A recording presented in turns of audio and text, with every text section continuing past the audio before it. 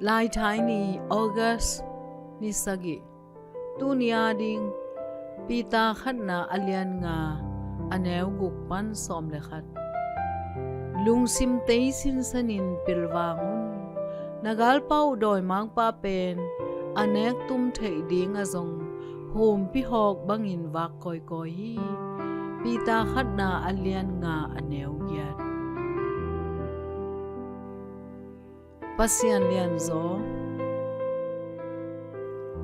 Mongolian kumpi gal hang Genghis Khan in amin than ma in kon sunga adin mun asan to thei na ding in apakibat pi asangam pa thathi ama thu nei na akip sakhit changin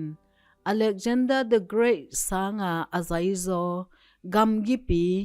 empire khat Putin Asia lampang Pacific tuipikil pan Europe ni swana lamdong huam hi khan le akham gal ka polte in chizek chi bang pekma nei lowin atun tun na wa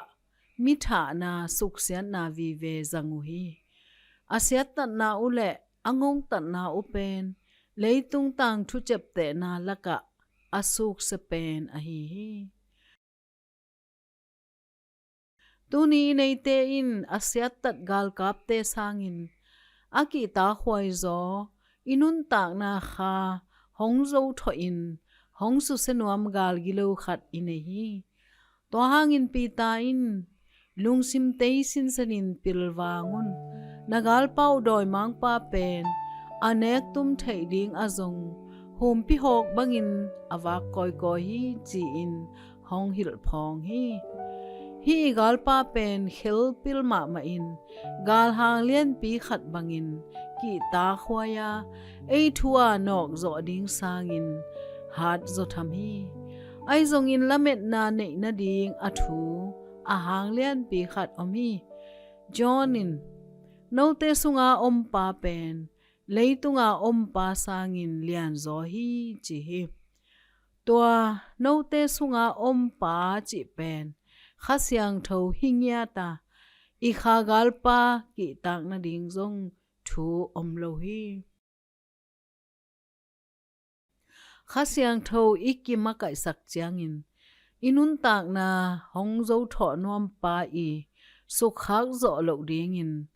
eite hong ke mi chi in lungmuan na inga hi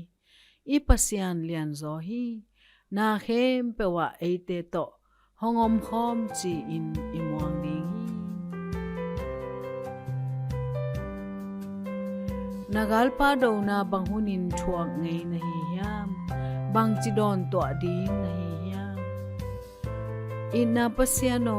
kagal pa sangin lian zo in ama tunga gwal zo hin na hi manin kanuam ma hi khasyang tho pasian kong muan swak zo zo nang hong hu ta in Amen.